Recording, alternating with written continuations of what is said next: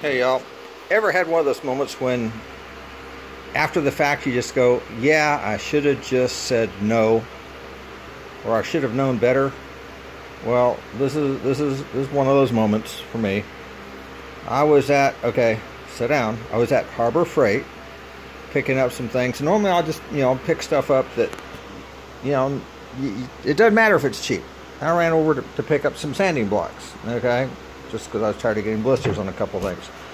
While I was there, I need some sandpaper too, so let's see what they got. So I went over and picked some up, and I mean, it wasn't cheap, it wasn't expensive, it was upper lower end, so it wasn't bad.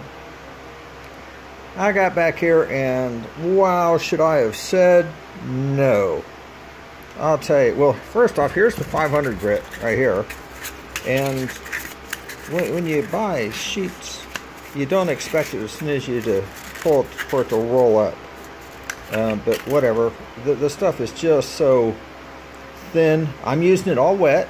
Okay, it says it's wet or dry. I'm using it wet, and I am using 3 sheets to 1 of what I would have done before, just stuff from Lowe's or Home Depot. I mean, nothing real expensive.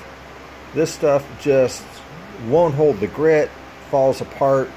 It's just ridiculous. So my review of Harbor Freight 1500 220 grit silicone carbide wet dry sandpaper sheets. Yeah, just say no. Hey, other than that, y'all have a good day.